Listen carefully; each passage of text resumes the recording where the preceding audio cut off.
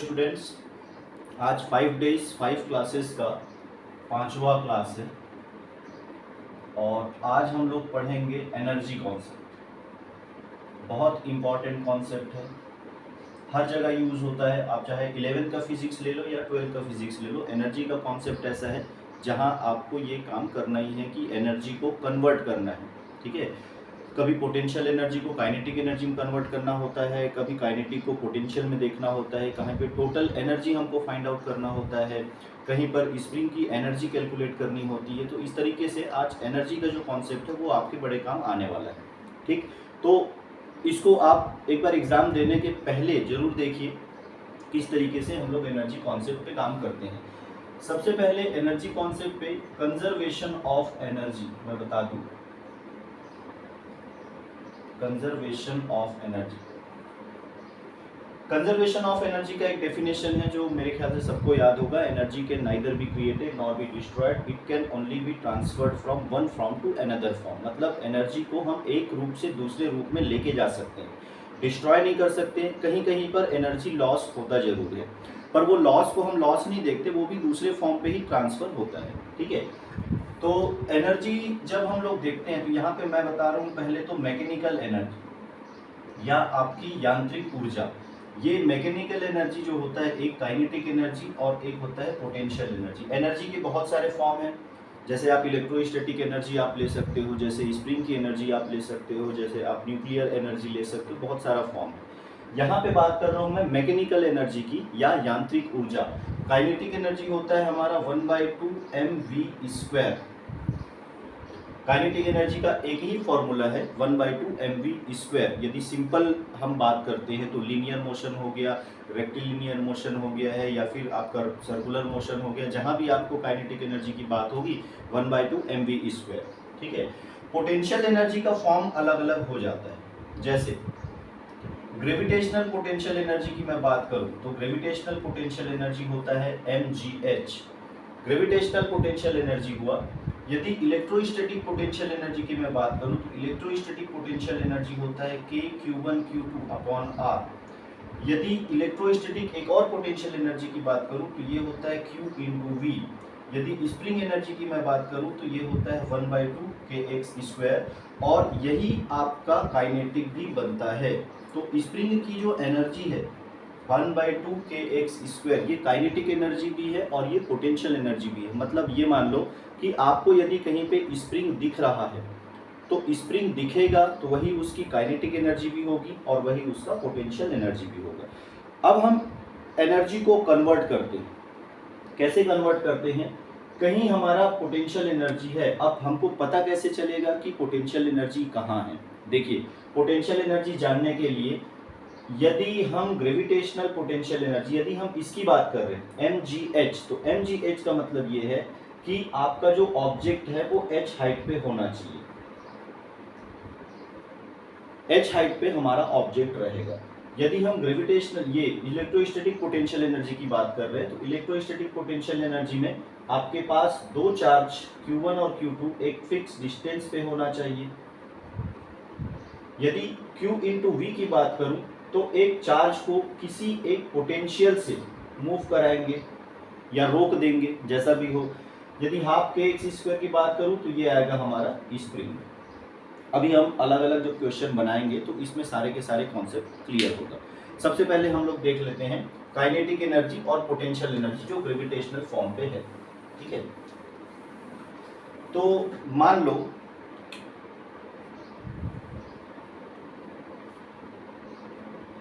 यहां पर 20 मीटर की हाइट है। ये 20 मीटर की हाइट से मैंने एक मास को जो 1 किलोग्राम का है, 1 किलोग्राम का भी हो सकता है, 1 ग्राम का भी हो सकता है, 1 मिलीग्राम का भी हो सकता है, कन्वर्ट आपको करना पड़ेगा। जैसे 1 ग्राम दिया है तो इसको आप कन्वर्ट करोगे 10⁻³ किलोग्राम में। 1 मिलीग्राम आपको दिया है तो इसको देखिए 10⁻³ मिली के लिए हुआ और 10⁻³ ग्राम के लिए हुआ, तो कुल मिला के ये आ जाएगा 10⁻6 किलोग्राम। कन्वर्जन बहुत ज़रूरी है। जब तक आप चीज़ों को कन्वर्ट नहीं करोगे, तब तक वो उसका सही आंसर नहीं मिलेगा। कई लोगों को मैंने देखा है मिलीग्राम में दिया है तो रख के आते, एकदम अंधाधुंध मिलीग्राम में चलो रख दी बना दी, ग्राम में दिया तो चलो रख दिए बना दिए। ऐसा नहीं करना है, कन्वर्जन का ध्यान रखना है। आपको जो क्वेश्चन दिया हुआ है ना, उस क्वेश्चन को जब आप बारीकी से पढ़ोगे तो सबसे पहले सारा यूनिट एसआई यूनिट में आप ले आना, यदि अलग अलग है तो, और यदि सब सीजीएस में है तो सीजीएस में कैलकुलेट कर लो। कई बार हमको एसआई यूनिट में कन्वर्जन करने के बाद उसको फिर सीजीएस में करना पड़ता है, तो उसका थोड़ा सा ध्यान रखना है। जैसे सेंटीमीटर का मतलब -2 मीटर होता है, मिलीमीटर का मतलब -3 होता है, माइक्रो का मतलब -6 होता है, नैनो का मतलब -9 होता है, पीको का मतलब -12 होता है। उस चीज़ का थोड़ा ध्यान आपको रखना है, ठीक। यह है 20 मीटर।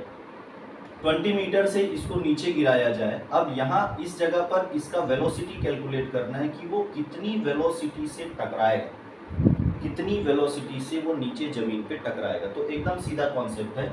यदि ये mgh में है तो आपके पास एक एनर्जी इसके पास आ गई mgh, क्योंकि h हाइट पे है, और जब ये मूव करेगा यहाँ टकराएगा तो यहाँ पे इसकी फाइनल वेलोसिटी, कुछ वेलोसिटी से तो टकराएगा तो कुछ तो उसका वेग होगा, ये कन्वर्ट हो जाएगा सीधा सीधा हाफ mv² में। तो m से m हम कैंसिल कर दिए, तो v इज इक्वल टू आ जाएगा, ये इधर 2 मल्टीप्लाई करोगे, v² इक्वल टू आ जाएगा 2gh, तो v इज इक्वल टू आ जाएगा √2gh। देखो अब ये जो फॉर्मूला है, इस फॉर्मूले में एक रिजल्ट और मिलेगा। इस फॉर्मूले में m का रोल नहीं है। मतलब ये है कि मैं 1 किलोग्राम हो गया, 2 किलोग्राम हो गया, 3 किलोग्राम हो गया, या 1 मिलीग्राम भी हो गया, तो उसकी वेलोसिटी यहाँ पे आपको इतनी ही मिलनी है, ठीक है। तो 2 इंटू जी का वैल्यू आप ले लेना 9.8, या कैलकुलेट करते समय इसको 10 भी मानोगे तो भी चल जाएगा। डिजिट छोटे छोटे हैं, m का वैल्यू मैंने ले लिया 1, तो ये आ गया √20। √20 मतलब अब इसको एक सिंपल डिजिट में कन्वर्ट करें। जैसे 4 का स्क्वायर होता है 16, 5 का स्क्वायर होता है 25, तो ये 25 के ज़्यादा नज़दीक है, तो इसको हम अप्रॉक्सीमेट वैल्यू ले लेते हैं 4.6 मीटर पर सेकेंड। ये इसकी अप्रॉक्सीमेट वैल्यू, बात समझ में है ना, इतनी वेलोसिटी से ये यहाँ पे टकराएगा, ठीक है।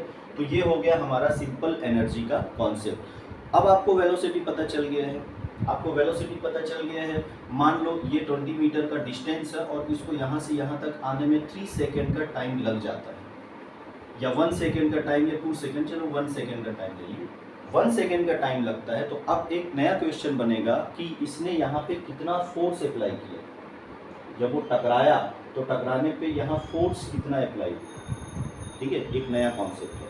तो फोर्स का फॉर्मूला आपको याद होना चाहिए, force F is equal to m into a. या फिर इसको सोचने का थोड़ा तरीका देखते हैं। क्वेश्चन रहेगा कि ये यहाँ से टकराया, यहाँ पे टकराया, तो इसने कितना फोर्स लगाया। तो फोर्स इक्वल टू क्या होगा, m इंटू ए। अब फोर्स हमको निकालना है, m हमको दिया है, एक्सीलरेशन हमको कैसे मिलेगा, इस बात पे थोड़ा सा फोकस करना है कि वो एक्सीलरेशन कैसे मिलेगा। तो एक्सीलरेशन निकालने के लिए v is equal to u plus at ले लो। u आप 0 ले लेना क्योंकि यहाँ रेस्ट पे था।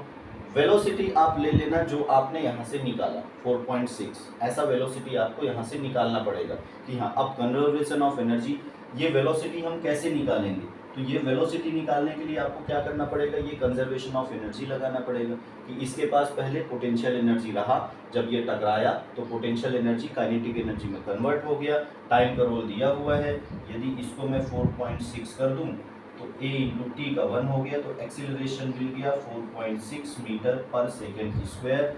इस एक्सीलरेशन को यहाँ रखो, 1 into 4.6 metre per second square, तो ये आ गया आपका 4.6 न्यूटन। देखो ये F भी निकल गया, सीधी सी बात, सब चीज़ निकलेगा, आराम से निकलेगा। बस क्वेश्चन पढ़ो, पढ़ने के बाद में आप उसमें लॉजिक लगा लो कि भाई क्या निकालना है, जो निकालना है उसके लिए कौन सा फॉर्मूला लगेगा। अब उस फॉर्मूले में भी जो चीज़ नहीं है उसको निकालने के लिए कौन सा फॉर्मूला लगेगा, एक ये तरीका है। दूसरा तरीका ये है कि ऐसा आप सीधा सीधा सोच लो, तो दोनों तरीके हैं, ठीक है, आप दोनों तरीके से आराम से सोच सकते हो, पर आपको ये थोड़ा सा सोचना पड़ेगा। अब इसमें कई बार होता है वर्क डन। वर्क डन कितना होगा, तो देखो सेम कॉन्सेप्ट है, यहीं पे हम इसका वर्क डन भी कैलकुलेट कर सकते हैं। वर्क डन कैसे कैलकुलेट करेंगे? Work done is equal to होता है फोर्स इनटू डिस्प्लेसमेंट। फोर्स कितना लग गया इस पे? 4.6 न्यूटन। डिस्प्लेसमेंट कितना ले रहे हैं ये? 20 मीटर।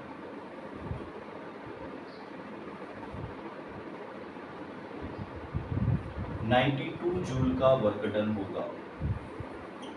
ये आपका वर्क डन भी निकल गया है। तो एक ही क्वेश्चन पे वेलोसिटी भी फाइंड आउट हो गया, एक्सीलरेशन भी फाइंड आउट हो गया, फोर्स भी फाइंड आउट हो गया, कितना वर्क डन होगा वो भी हमने देख लिया। ठीक, इस तरीके से एनर्जी का जो कॉन्सेप्ट है वो आपको हर जगह काम आने वाला है। चलिए दूसरा क्वेश्चन मैं ले लूँ। अच्छा, इसमें पावर इज इक्वल टू होता है वर्क अपॉन टाइम। ये एक फॉर्मूला आपको यहाँ पे भी मिलेगा, वर्क अपॉन टाइम। ये जो वर्क है ना, ये भी एनर्जी का ही एक फॉर्म है। जब आप वर्क डन निकालोगे तो वर्क डन निकालते समय आपको देखना पड़ेगा कि पोटेंशियल एनर्जी कितनी मिल गई है। तो कई बार वर्क डन की जगह पे हम पोटेंशियल एनर्जी का फॉर्मूला यूज करते हैं, क्योंकि पोटेंशियल एनर्जी भी वही होता है जो हम वर्क डन निकालते हैं। या वर्क डन सीधा सीधा नहीं होगा।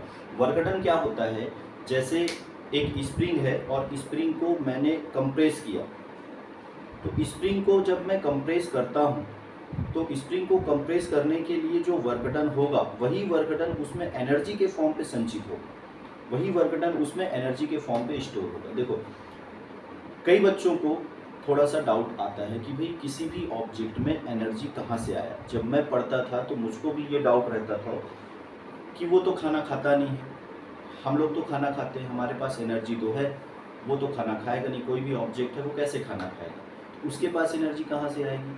तो उसके पास एनर्जी आ जाती है जब कोई एक्सटर्नल एजेंसी या बाहरी तत्व उस पर वर्क करता है। यदि मैंने वर्क किया, जैसे मैंने इसको यहाँ से ऊपर, यहाँ से ऐसा, ये सरफेस है और सरफेस से ऊपर उठाने के लिए जब मैं वर्क डन करूँ, मैंने फोर्स लगाया ना, फोर्स लगाने के बाद ये डिस्प्लेसमेंट आ गया, तो मैंने वर्क डन किया। तो मैंने वर्क डन किया तो यही वर्क डन इसमें स्टोर हुआ किस फॉर्म पे? पोटेंशियल एनर्जी के फॉर्म पे। और यदि मैं इसको छोड़ दूं तो ये बन गया किसमें? काइनेटिक एनर्जी में। करेक्ट है? तो डाउट नहीं करना भाई, है ना। किसी ऑब्जेक्ट को खाना खिलाने की कोशिश नहीं करेंगे आप। बच्चों की बात अलग है, छोटे छोटे बच्चे तो पुतले को भी खाना खिलाते हैं, तो आपको ऐसा नहीं करना। आप ऐसा उल्टा पुल्टा चीज़ मत सोचो, है ना। दूसरी चीज़, दूसरा क्वेश्चन दे दूँ कि मान लो यहाँ m इक्वल टू 1 kg का एक ऑब्जेक्ट है और ये ऐसे आता है इस तरीके से, तो इस जगह पर इसकी एनर्जी हमको कैलकुलेट करनी है, या इस जगह पर इसकी वेलोसिटी हमको कैलकुलेट करनी है। ये हाइट ले लेता हूँ फिर से मैं 20 मीटर। अभी वो सीधा सीधा नहीं आया, अभी वो ऐसा है, तब क्या होगा? सेम कॉन्सेप्ट लगाना। यहाँ इसके पास कौन सी एनर्जी है? mgh। और इस पॉइंट पे इसके पास कौन सी एनर्जी आ जाएगी? 12 mv²। यहाँ पर इसके पास mgh नहीं आएगा। क्यों नहीं आएगा? क्योंकि ये सीधा सरफेस पे आ गया है। या फिर ऐसा नहीं है तो आप टोटल एनर्जी देख सकते हो किसी भी बॉडी का। टोटल एनर्जी होता है kinetic energy plus potential energy. कुल ऊर्जा होता है स्थितिज ऊर्जा प्लस गतिज ऊर्जा। आप ये देख सकते हो कि हाँ टोटल एनर्जी, जैसे इसके पास मैं टोटल एनर्जी की बात करूं तो इसके पास जो टोटल एनर्जी होगा वो होगा सिर्फ पोटेंशियल एनर्जी, क्योंकि ये चल नहीं रहा है, ये रुका हुआ है, एक फिक्स हाइट पे रुका हुआ है। जैसे कोई ऊपर जाके रुक गया, कोई चीज़ ऊपर जाके रुक गया, तो उसके पास टोटल एनर्जी के नाम पे क्या रहेगा? सिर्फ mgh। और जब वो चलने लगा, जैसे b पे कैलकुलेट करो, तो b पे वो यहाँ पे भाई h यहाँ 0 हो गया, तो टोटल एनर्जी कितनी मिल जाएगी इसकी? 12 mv²। अब फिर से यहाँ कैलकुलेट कर लो। फिर यहाँ जब आप कैलकुलेट करोगे तो कैलकुलेट करते समय फिर से आपको ये कॉन्सेप्ट काम आएगा। ठीक है, सेम क्वेश्चन है, थोड़ा बदल दिया जाए। अब इस क्वेश्चन पे ये ऑब्जेक्ट यहाँ से यहाँ जाके रुक जाता है। ये डिस्टेंस कवर कर लेता है 2 सेंटीमीटर का, और 2 सेंटीमीटर का डिस्टेंस कवर करने के बाद ये रुक गया। तो इस जगह पे म्यू की वैल्यू कैलकुलेट करना है आपको। फ्रिक्शनल कोएफिशिएंट कितना होगा, इस जगह पे आपको क्या देखना है, फ्रिक्शनल कोएफिशिएंट कितना होगा। बात समझ में आ रही है? यहाँ पे आपके पास ये कैलकुलेशन रहेगा कि यहाँ फ्रिक्शनल कोएफिशिएंट कितना होगा। तो देखो यहाँ पर फ्रिक्शनल फोर्स लग जाएगा F is equal to mu R, सीधा सीधा है। ऑब्जेक्ट की फाइनल वेलोसिटी इस जगह पर क्या हो जाएगी, v इक्वल टू 0। लेकिन ये 2 सेंटीमीटर का डिस्टेंस कवर कर लिया ना, तो ये 2 सेंटीमीटर का डिस्टेंस कवर कर लिया है, तो आप पहले यहाँ पे एनर्जी कैलकुलेट कर लो। इसकी एनर्जी इस जगह पे होगी mv², और ये एनर्जी कैलकुलेशन होगा mgh से। यहाँ से आप क्या निकाल लो, वेलोसिटी निकाल लो। वेलोसिटी निकालने के बाद 2 सेंटीमीटर का डिस्टेंस कवर कर लिया। मान लो टाइम हमको दे दिए है 1 सेकेंड, 1 सेकेंड का टाइम लगता है, तो 1 सेकेंड का टाइम लगेगा तो फिर ये एक्सीलरेशन पता चल जाएगा। v इज इक्वल टू आप क्या करना, u plus A T. Velocity मान लो निकल गया हमारा कुछ, जैसे यहीं कैलकुलेट करें, 1 इंटू जी का वैल्यू है 10 ले लो, h का वैल्यू हम ले लेते हैं 20 is equal to 1/2 into 1 into v²। ये तो ये कट गया, ये आ गया आपका 200, जी की वैल्यू 10 ले लिए 200, और ये आ गया 400, तो वेलोसिटी मिल गया 20 मीटर पर सेकेंड। ये मिल गया वेलोसिटी 20 मीटर पर सेकेंड। तो ये 20 प्लस u0 ले लेना, a इंटू टी का वैल्यू क्या दिया है 1 सेकेंड लिया है, तो एक्सीलरेशन मिल गया 20 metre per second square. Force कितना लग गया, F is equal to m into a, और इसके ठीक अपोजिट में ले आना फ्रिक्शन फोर्स को। जितना फोर्स लगा उसके ठीक अपोजिट में क्या कर देना, फ्रिक्शन फोर्स को कर देना, तो आपको यहाँ क्या मिल जाएगा, म्यू की वैल्यू मिल जाएगी। कई बार यहाँ पे r निकालने में थोड़ा दिक्कत होता है लोगों को, तो ये mg और ये हो गया हमारा r, तो r इज इक्वल टू सीधा सीधा क्या करना है mg। इस तरीके से आपको ये कॉन्सेप्ट काम आएगा।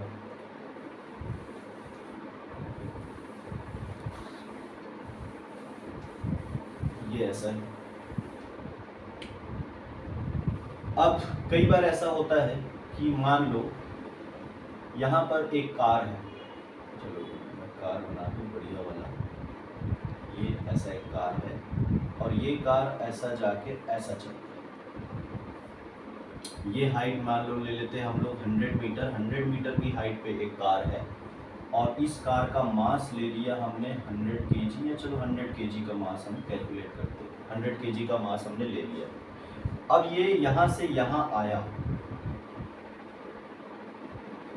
और ये जो हाइट दिया हुआ है, ये हाइट दे दिया है 30 मीटर का। कई बार ऐसा होता है ना, आप किसी हिल स्टेशन से नीचे आ रहे हो या हिल स्टेशन पे ऊपर जा रहे हो, तो दोनों ही केस में आपके पास अलग अलग एनर्जी। जैसे आप कहीं ऊपर चढ़ रहे हो हिल स्टेशन पे, तो हिल स्टेशन पे जब आप ऊपर चढ़ोगे तो आप ऊपर भी जा रहे हो और मूव भी कर रहे हो, इसका मतलब आपके पास दोनों एनर्जी होगी। ठीक है, यदि आप ऊपर में हो और नहीं चल रहे हो तो सिर्फ mgh होगा, यदि आप नीचे में हो और चल रहे हो तो हाफ mv² होगा, यदि आप ऊपर में हो और चल भी रहे हो तो दोनों होगा, हाफ mv² और mgh, ये दोनों आपके पास होगा। तो 30 मीटर का है, तो पहले यहाँ कैलकुलेट कर लेते हैं। यहाँ पे इसके पास टोटल एनर्जी आ जाएगी mgh, क्योंकि ये चल नहीं रहा है। अब यहाँ ये चल भी तो रहा है, इसकी वेलोसिटी फाइंड आउट करना है हमको, कितनी वेलोसिटी से वो वहाँ पे चलेगा। तो इसके पास पॉइंट बी पे यदि मैं देखूं तो ये पॉइंट बी पे आएगा mgh प्लस हाफ mv², ये दोनों एनर्जी होगा।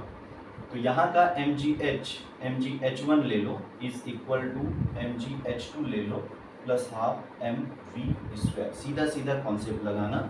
g की वैल्यू 9.8 है, m तो सबसे निकल के कैंसिल हो जाएगा।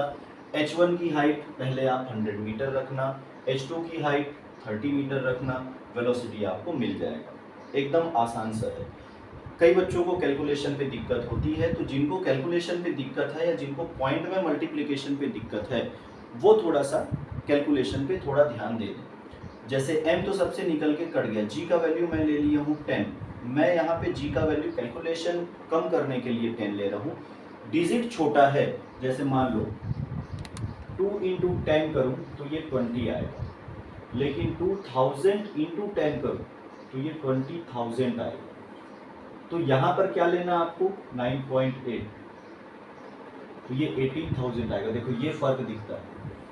यदि छोटी डिजिट के साथ जी को मल्टीप्लाई करना हो तो आप कैलकुलेशन के लिए 9.8 की जगह 10 ले सकते हो, लेकिन डिजिट बड़ा है, और डिजिट बड़ा कहाँ होता है, जो रॉकेट वॉकेट वाले क्वेश्चन हो जाते हैं ना कभी कभी, कि भाई रॉकेट है 10,000, अब रॉकेट तो ऐसा होगा कि 5 kg का तो होगा नहीं, रॉकेट है 10,000 का है, तो 10,000 का है, तो फिर उस केस में आपको जी 9.8 एग्जैक्टली लेना पड़ेगा, कम से कम 9.8 तो लेना ही पड़ेगा ना। वैसे जी का वैल्यू 9.876 ऐसा कुछ होता है, पर हम लोग 9.8 लेते हैं, तो आपको भी 9.8 लेना पड़ेगा तब तक जब तक आप पेपर दे रहे हो। यदि नासा वासा में चले जाओगे तो फिर वहाँ पे देखना पड़ेगा फिर आपको क्या डिजिट लिया जाता है, फिर वहाँ पे एक्यूरेसी वाली बात आ जाती है। छोटी छोटी चीज़ें हैं भाई, पता चला ऊपर गया और सैटेलाइट गड़बड़ हो गया, है ना। तो ये है, जी का वैल्यू 10 आया, h1 का वैल्यू आ गया 100 मीटर, जी का वैल्यू 10 आया, h2 का वैल्यू हो गया 30 मीटर प्लस 1/2 इंटू वी का स्क्वायर, ये हो गया हमारा 1000 माइनस हो गया 300 इक्वल टू 1/2 इंटू वी का स्क्वायर, ये आ गया 700 इंटू 2 हो गया 1400 is equal to V square.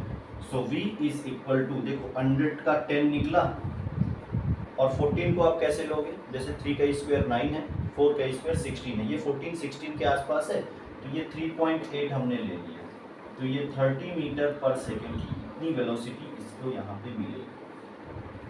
ये तो इस तरीके से आपको ये क्वेश्चन को सॉल्व करना है। चलिए अब दूसरा देखते हैं।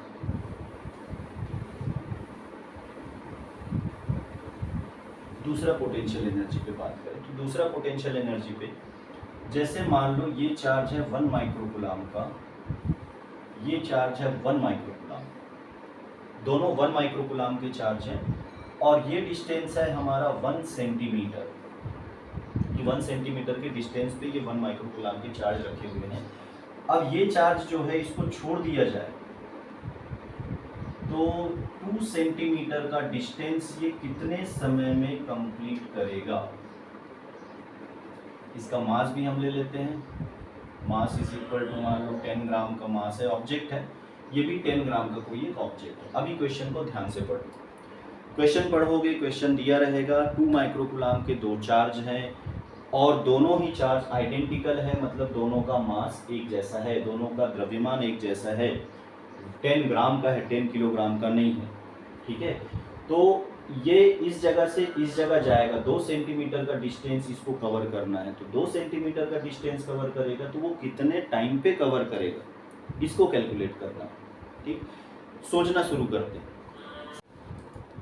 तो आइडेंटिकल बॉडी है, 1 माइक्रोकूलम का चार्ज है, 2 सेंटीमीटर डिस्टेंस कवर करना है, कितना टाइम लेगा, ठीक है। तो कोई डिस्टेंस कवर करने के लिए उसके पास होनी चाहिए वेलोसिटी, तो सबसे पहले यहाँ भाई वेलोसिटी कैलकुलेट करना पड़ेगा कि वो कितनी वेलोसिटी से जाएगा, डिस्टेंस कवर करेगा ना, तो डिस्टेंस कवर करेगा तो वो कितनी वेलोसिटी से जाएगा, तो कितनी वेलोसिटी से जाएगा, इसके लिए अब इन दोनों के पास होगा एक पोटेंशियल एनर्जी ये, और ये पोटेंशियल एनर्जी कन्वर्ट हो जाएगा किसमें, काइनेटिक एनर्जी में। सबसे पहला काम ये है, सबसे पहला काम है यहाँ आपको सोचना है कि भाई कुछ वेलोसिटी होगा, कुछ एक्सीलरेशन होगा, कुछ वेलोसिटी या कुछ एक्सीलरेशन होगा, तो उसके हिसाब से फिर एक्सीलरेशन होगा मतलब वेलोसिटी है, तो k q1 q2, अब k का वैल्यू होता है 9 into 10 to the power 9, q1 दिया है 1 माइक्रोकूलम माइनस 6, q2 दिया है 1 माइक्रोकूलम माइनस 6, दोनों के बीच का डिस्टेंस दे दिया 1 सेंटीमीटर मतलब -2 इज इक्वल टू 1/2, m का वैल्यू 10 ग्राम है, -3 इंटू v का स्क्वायर। जो जो चीजें कैंसिल कर सकते हो वो कैंसिल करो, -2 ऊपर गया, 9 इंटू ये 2 इधर मल्टीप्लाई हो गया, तो कुल मिला के ये आ गया आपका 18 इंटू 9, ये -2 ऊपर गया, 9 + 2 हो गया 11, और ये -12, तो 10 to the power -1 equal to 10 into 10 to the power -3 into V का स्क्वायर। ये पोर्शन यहाँ नीचे लाओगे आप, तो v स्क्वायर डिवाइड बाई हो गया 10 इंटू 10 टू दी पावर -3, ये 10 इंटू 10⁻³ को भी आप थोड़ा कैंसिल कर दो, -2 ऊपर गया +2, तो 18 इंटू 10 दैट इज b², तो 180 equal to √v equal to आ जाएगा आपका 180, ठीक है। वेलोसिटी √180 आता है, 180 मतलब 200 के अप्रॉक्सीमेटली। या तो आप देखो 10 का स्क्वायर हो गया 100, 20 का स्क्वायर हो गया 400, 15 का स्क्वायर हो गया आपका 225, है ना, 15 का स्क्वायर आ गया ना 225, 12 का स्क्वायर होता है 144, 13 का स्क्वायर होता है 196, तो ये 13 पॉइंट समथिंग आ जाएगा। v is equal to 13.6 metre per second. ये आप एक बार देख लेना किसके आसपास में वो वैल्यू जो है वो हमको मिलता है ना, 13 के स्क्वायर में मिल रहा है कि 14 के स्क्वायर में मिल रहा है, वो आप थोड़ा सा देख लो। अब ये आ गया हमारा वेलोसिटी। ये वेलोसिटी आया, वेलोसिटी आने के बाद में डिस्टेंस आपको क्योंकि दिया हुआ है s is equal to ut plus half AT square लगा दो। आपको ये जो मोशन, इक्वेशन ऑफ मोशन है ना, इक्वेशन ऑफ मोशन तीनों वो एकदम अच्छे से याद होना चाहिए। साथ में कहाँ पे अप्लाई करना है वो याद तो सबको रहता है। आप नीट का एग्जाम दे रहे हो, सिंसियरली दे रहे हो, मतलब मैं मान के चलूँगा कि सब लगभग उतने फॉर्मूले याद सिंसियरली। लेकिन होता क्या है कि एप्लीकेशन जो है उसका, एप्लीकेशन लोगों को समझ में नहीं आ पाता है। एप्लीकेशन यदि आपको समझ में नहीं आ रहा है तो फिर वो क्वेश्चन आपका बनेगा नहीं। पेपर बहुत ज़्यादा लंबा चौड़ा हैवी पेपर नहीं होता है, ऐसा एकदम पेपर नहीं हो जैसे JEE एडवांस का पेपर है या मेंस का पेपर है, वैसा पेपर आपका नहीं होना है। पेपर आपका एकदम नॉर्मल कंडीशन पे होगा, लेकिन आपके लिए वो टफ होता है क्योंकि आपको कैलकुलेशन नहीं आता है, तो ये आपकी प्रॉब्लम हो गई, ठीक है। तो उसको आपको क्या करना है, प्रॉब्लम को शॉर्ट आउट करना है। दूसरी चीज, आपके पास जो फॉर्मूला है उस फॉर्मूले का इस्तेमाल करो। देखो आपका फॉर्मूला आपका हथियार है, जैसे होता था नहीं, जैसे पुराने सीरियल आप देखो, किसी के पास ब्रह्मास्त्र है तो हर जगह इस्तेमाल नहीं करेगा भाई। ब्रह्मास्त्र है तो कहीं पता चला किसी कुत्ते को मारना है तो ब्रह्मास्त्र चला दिया, समझ में आ रहा है। तो ऐसा आपको नहीं करना है। आपके पास फॉर्मूला है, आपके पास हथियार है, आप ये मान के चलो कि आपके पास बहुत सारा हथियार है। हर जगह हर हथियार काम नहीं आएगा, खास जगह पे खास हथियार। अब वो खास जगह आपको पता करना है कि कौन सी जगह पे कौन सी चीज़ काम आने वाली है, करेक्ट। तो ये चीज़ एज दे दिया है 2 centimetre, 2 into 10⁻⁻², ut 0, 1/2 acceleration into T का स्क्वायर। अब यहाँ आपको एक्सेलरेशन भी निकालना है, हमको एक्सेलरेशन दिया नहीं है, तो अब लगा दो v equal to u plus AT। v कितना दे दिया हमारा 13.6, एक्सेलरेशन टाइम कितना है, टाइम भी निकालना है, तो यहाँ भी एक्सेलरेशन नहीं निकलेगा। फिर कैसे करें, एक्सेलरेशन तो आपको निकालना पड़ेगा ना। एक्सेलरेशन निकालने के लिए फिर क्या करेंगे, तो एक फॉर्मूला और होता है v² equal to u² plus 2as। v² is equal to u² plus 2as। अब इस फॉर्मूले को देखो, जब आप यहां से यहां जाओगे इस जगह पे वो रुक जाएगा। इनिशियल वेलोसिटी उसकी ले लेना, यहाँ पे कितने से चल रहा है वो 13.6 स्क्वायर प्लस 2 इंटू ए इंटू एस का वैल्यू हो गया 2 सेंटीमीटर, 2 इंटू 10⁻²। यहाँ से आपको ए मिलेगा। देखो मैंने तीनों फार्मूला लगाया, मैं सीधा सीधा तीसरा भी लगा सकता था, लेकिन तीसरा लगाता तो फिर आपको समझ में नहीं आता कि तीसरा ही कैसे लग गया। तो आपने पहले लगाया तो भी ए और टी दोनों नहीं पता है। दूसरा लगाया, आपने दूसरा लगाया, पहला लगाया तो भी ए और टी नहीं पता है। तीसरा आप लगा के देखो, तीसरे में थोड़ा कैलकुलेशन जो है वो आपको देखना पड़ेगा। यहाँ पे जाके बॉडी रुक गया, यहाँ से जाके रुका तो v हो गया 0, यहाँ से चला, कितने से चला 13.6 से चला, आपका a निकलेगा, a को यहाँ रखो, आपको t मिलेगा। इस तरीके से आपको थोड़ा सा विचार विमर्श करते हुए क्वेश्चन को बनाना है, ठीक है। इसी में एक क्वेश्चन एनर्जी का और आ जाता है। जब आप मॉडर्न फिजिक्स पढ़ोगे तो मॉडर्न फिजिक्स में जैसे कोई इलेक्ट्रॉन है ऐसा, इस इलेक्ट्रॉन को v इक्वल टू 100 वोल्ट से 100 वोल्ट अप्लाई कर दिया जाता है इलेक्ट्रॉन पे, तो इस इलेक्ट्रॉन की वेलोसिटी कितनी होगी ये हमको कैलकुलेट करना है। एकदम सिंपल सा कॉन्सेप्ट है। क्वेश्चन पेपर बहुत इजी टाइप का रहा तो ये हो सकता है आ जाए, या इस टाइप का क्वेश्चन आ जाए, या इसमें कुछ और निकालने को आ जाए। क्योंकि मॉडर्न फिजिक्स जब आप पढ़ोगे, डुअल नेचर वगैरह जब आप पढ़ोगे, एटम वगैरह भी जब आप पढ़ोगे तो उसमें इस टाइप का कॉन्सेप्ट बन जाता है। तो क्या करना है, यहाँ इसके पास में एनर्जी हो जाएगी Q इंटू वी, और अब ये एनर्जी बन जाएगा हाफ एम वी स्क्वायर। जैसे जब हम लोग फोटो इलेक्ट्रिक इफेक्ट पढ़ते हैं तो उसमें स्टॉपिंग पोटेंशियल की बात होती है। स्टॉपिंग पोटेंशियल मतलब सीधा सीधा आपके चार्ज पार्टिकल को रोक देना। जो भी चार्ज पार्टिकल मूव कर रहा है तो रोकेंगे कैसे, आप उसकी काइनेटिक एनर्जी को किस में बदलोगे, पोटेंशियल एनर्जी में बदलोगे, तभी रुकेगा। अब यहाँ लगा दो, Q चार्ज है 1.6 10⁻⁻19 कूलम, कितने वोल्ट से हमने दिया, 100 वोल्ट से, 1/2।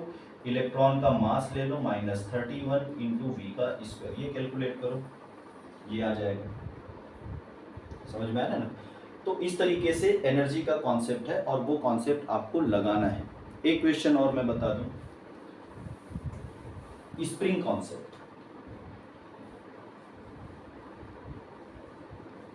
स्प्रिंग कॉन्सेप्ट है। अब देखो, मान लो मेरे पास एक बंदूक है ऐसा, इसमें एक स्प्रिंग लगा है और स्प्रिंग के लिए K का वैल्यू दिया हुआ है, मान लो 10 न्यूटन पर मीटर, ये K का वैल्यू दिया है, या तो निकालना होगा या तो दिया होगा। अब मैंने एक बुलेट को ट्रिगर किया और ये बुलेट जो है ये कितनी वेलोसिटी से गया, ये कैलकुलेट करना है। ये स्प्रिंग का कंप्रेशन मान लेते हैं 2 सेंटीमीटर है। जब बुलेट स्प्रिंग के अंदर था तो स्प्रिंग 2 सेंटीमीटर दबा था। अब जैसे ही मैंने फायर किया, फायर करने के बाद बुलेट कुछ स्पीड से गया, तो वो कितनी स्पीड से गया उसका कैलकुलेशन। देखो, सबसे पहले मैंने बताया स्प्रिंग के पास कितनी एनर्जी होगी, हाफ kx स्क्वायर, क्योंकि स्प्रिंग कंप्रेस्ड कंडीशन पे है, संकुचित स्थिति में है, दबी हुई स्थिति में है, तो उसके पास होगी potential energy and that is half kx square. इतना पोटेंशियल एनर्जी उसके पास होगा। ये पोटेंशियल एनर्जी कन्वर्ट हो जाएगा हाफ एम वी स्क्वायर में, तो हाफ से आप कैंसिल करो, के दिया है, बुलेट का मास आपको दिया होगा, मान लो 5 ग्राम का बुलेट है, तो आप ये वेलोसिटी कैलकुलेट कर सकते हो, बहुत आसानी से कैलकुलेशन हो जाएगा। वेलोसिटी का कैलकुलेशन हो गया तो एक्सेलरेशन का कैलकुलेशन। अब जैसे यहाँ पे है कोई ऐसा, ठीक है, यहाँ पे कोई विलेन है, एक हीरो ने बुलेट दबाया, इधर विलेन भी हो सकता है, इधर हीरो भी हो सकता है, ठीक। यहाँ पे हमारा कोई विलेन है, इसने ट्रिगर किया तो बुलेट जाके उसको लगा। अब बुलेट जब लगा तो बुलेट ने इस पे कितना फोर्स अप्लाई किया। कई बार आप लोग फिल्मों में देखना, ऐसे दबाया, बुलेट दबाया, जैसी गोली लगा आदमी बाहर फेंका गया, उस तरफ, समझ में, बाहर फेंका गया। तो ये भी कैलकुलेट कर सकते हो कितनी डिस्टेंस तक जाएगा। अभी मैं बताता हूँ आपको। देखो, पहले तो ये कैलकुलेट कर लो कि कितना फोर्स लगा। अभी हमारा कैलकुलेशन क्या हुआ, हमने वेलोसिटी निकाल लिया यहाँ से। अब यहाँ से यहाँ तक या तो आपको डिस्टेंस पता होगा, या तो आपको टाइम पता होगा, कुछ तो चीज पता होगा जिससे आप इक्वेशन ऑफ मोशन लगा के एक्सीलरेशन आप निकाल सकते हो। इक्वेशन ऑफ मोशन आप लगाओगे वो एक्सीलरेशन मिल जाएगा। एक कंफ्यूजन होता है, यदि इसका मास दे दिया 5 किलो का, तो बच्चों को यहाँ पे थोड़ी दिक्कत होती है कि F इक्वल टू ma जब करेंगे तो m कौन सा वाला लेंगे, m जो होगा वो कौन सा वाला होगा, ये वाला होगा कि ये वाला होगा। तो देखो, चल कौन रहा है, बुलेट, फोर्स कौन लगाएगा, बुलेट, तो बुलेट का मास लेना, यहाँ पे जो बुलेट का मास दिया होगा वो ले लेना, बुलेट का मास, ठीक है। तो इस तरीके से ये कैलकुलेशन आराम से किया जा सकता है। एनर्जी के कॉन्सेप्ट में बहुत सारा कॉन्सेप्ट है, जैसे एक कॉन्सेप्ट इसमें और आ जाता है कि ये यहाँ पे कितना हीट जनरेट कर देगा।